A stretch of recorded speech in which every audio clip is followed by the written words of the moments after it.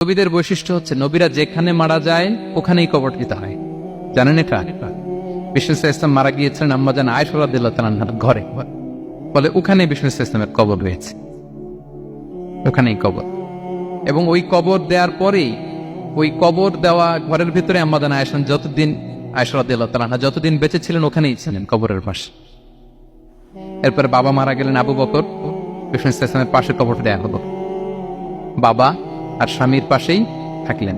এরপর ওমরে ফারুক মারা গেলেন, ওনারও কবর দেয়া হয়। কিন্তু এখন তো আর বাবা আর স্বামীর সাথে পর্দা নাই, ওমরে ফারুকের সাথে তো পর্দা আছে। তো তখন তিনি ঘরটা হয়ে গেছে ছোট, তিনটা কবরে অনেক জায়গা স্পেস নিয়ে গেছে, এখন অল্প একটু জায়গা পর্দা টাঙিয়ে দিলেন ওমরে ফারুকের সাথে পর্দা হিসেবে ছোট্ট একটা জায়গায়, যতদিন বেঁচে ছিলেন ওখানটাতেই ছিলেন। ওমরে ফারুক যখন আমিরুল মুমিনিন খলিফা, তখন ছেলে আব্দুল্লাহকে পাঠিয়েছিলেন যে যাও একটা অনুমতি আগে থেকে নিয়ে রাখো আম্মাজান আয়েশার কাছ থেকে, যেহেতু ঘরটা ওনাকে বলে রাখো যে আমি মারা গেলে যেন আমার দুই বন্ধু মুহাম্মদ সাল্লাল্লাহু আলাইহি ওয়াসাল্লাম এবং আবু বকরের পাশে যেন কবর দেয়া হয়। আব্দুল্লাহ এসে বলল, আব্বা জান তো এই পয়গাম পাঠিয়েছেন। আয়েশা রাদিয়াল্লাহু তাআলা আনহা বললেন, আমার খুব ইচ্ছা ছিল আমি আমার স্বামী এবং বাবার পাশে শোব, কিন্তু আমিরুল মুমিনিন যখন চেয়েছেন এটাকে আমি ফিরিয়ে দিতে পারি না। ঠিক আছে যাও, তোমার আব্বাকে বলো তোমার আব্বাই শোবেন ওই জায়গায়। আচ্ছা, তো ওমরে ফারুক আপনারা জানেন অ্যাসাসিনেশনে ইন্তেকাল করেছেন, আত্মাইর আঘাতে, ছুরিকাঘাত করা হচ্ছে, কয়েকবার স্টেবিং। এত জখম হয়েছে দুধ দিলে ওই জায়গা দিয়ে দুধ বের হয়ে যায় না, বীজ পানি দিলে বের হয়ে যায়। তো সবাই বলল আমিরুল মুমিনিন আপনি এবার ওসিয়ত করেন, কে হবে আপনার পরে লিডারশিপ, কে নিবে? মুসলিম উম্মাত অনেক বড় হয়ে গেছে। তখন তিনি ওসিয়ত করলেন এবং ছেলেকে আব্দুল্লাহকে আবার বললেন যে আব্দুল্লাহ আবার যাও, যে আম্মাজানের থেকে অনুমতি নাও। বলতেছে অনুমতি না নিলাম আর অনেক আগে, উনি তো বলছে আপনি মারা গেলে ওখানেই শোবেন। বলতেছে না, তখন আমি আমিরুল মুমিনিন ছিলাম, এখন তো কিছুক্ষণ পরেই মারা যাবে, এমনও হতে পারে আমার ভয়ে বা লজ্জায় তখন অনুমতি দিচ্ছে, এখন আর দিবেন, আবার যাও।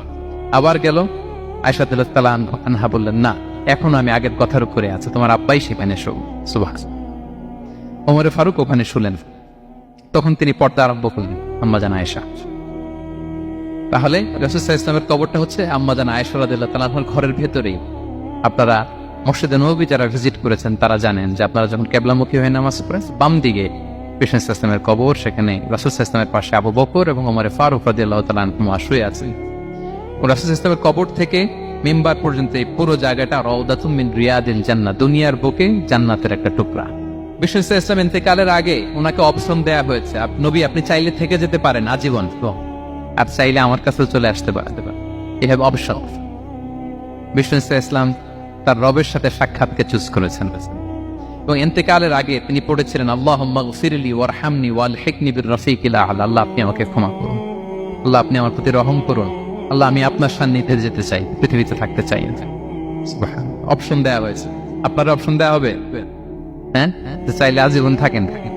আমরা অপশন পেলে তো বলতাম আল্লাহ যা হয়েছে এখানেই থাকতে চাই, কি বলেন? বিষ্ণু সাল্লাল্লাহু আলাইহি ওয়াসাল্লাম বলেছেন ইলা রাফিকিল আ'লা, আল্লাহ আমি আপনার সান্নিধ্যে যেতে চাই। বিষ্ণু সাল্লাল্লাহু আলাইহি ওয়াসাল্লাম ইন্তেকাল করলেন এবং উম্মার জন্য এটা সবচাইতে বড় ফিতনা এবং পরীক্ষা ছিল, এর চেয়ে বড় কষ্টদায়ক বিষয় ছিল না উম্মার জন্য বিষ্ণু সাল্লাল্লাহু আলাইহি ওয়াসাল্লামের ইন্তেকাল। তিনি যখন ইন্তেকাল করলেন সাহাবারা পাগলের মতো হয়ে গেল। ওমরে ফারুক উনি বিশ্বাসই করে না, মানে আমার নবী মরতে পারে এটা উনি ভাবতেই পারেন। উনি নাঙ্গা তলোয়ার বের করে বলতে আরম্ভ করলেন, যে বলবে মুহাম্মদ মারা গিয়েছে আমি তার গর্দান উড়িয়ে ফেলব। পরিস্থিতি অত্যন্ত ভয়ঙ্কর। আবু বকর রাদিয়াল্লাহু তাআলা আনহু তিনি আয়াত তেলাওয়াত করলেন, ওমা মুহাম্মাদুন ইল্লা রাসূল ক্বাদ খালাত মিন ক্বাবলিহির রুসুল, মুহাম্মদ রাসূল ছাড়া কিছু নন, তার আগে অনেক রাসূল চলে গেছে, তিনি যদি মারা যায় বা শহীদ হয় তোমরা কি আবার আগের কুফরিতে ফিরে যাবে? এই আয়াত যখন তেলাওয়াত করলেন ওমরে ফারুক হাঁটু গেড়ে বসলেন। তিনি বললেন এই আয়াত তো আমি আগেও জানতাম, অনেক তেলাওয়াত করেছি, কিন্তু আমার মনে হলো এই মাত্র আয়াতটা নতুন করে শুনলাম, এই মাত্রই বোধহয় কোরআনের এই আয়াতটা নাজিল হয়েছে। সাকিফায়ে বনু সাঈদার মধ্যে সবাই বসে আবু বকর রাদিয়াল্লাহু তাআলা আনহুকে খলিফা হিসেবে নির্বাচিত করা হলো। বিষ্ণু সাল্লাল্লাহু আলাইহি ওয়াসাল্লামের ইন্তেকাল শেষ, গোসল দেয়া শেষ। আমরা যেমনি মারা গেলে আমাদের জামা খুলে অন্য একটা জামা পরিয়ে গোসল দেয়া হয়, বিষ্ণু সাল্লাল্লাহু আলাইহি ওয়াসাল্লামের ক্ষেত্রে এটা হয়নি, ওনার গায়ের জামা খোলা হয়নি, যে জামাটা ছিল ওই জামাটার উপরে গোসল দেয়া হয়েছে, ওনার ইউনিকনেস। এবং বিষ্ণু সাল্লাল্লাহু আলাইহি ওয়াসাল্লামের জানাজার নামাজে কেউ ইমামতি করেনি। কে হবেন ইমাম? উনিই তো ইমাম, গোটা বিশ্বের ইমাম, ঠিক কিনা বলেন? কে হবে ওনার জানাজার ইমাম? কেউ না।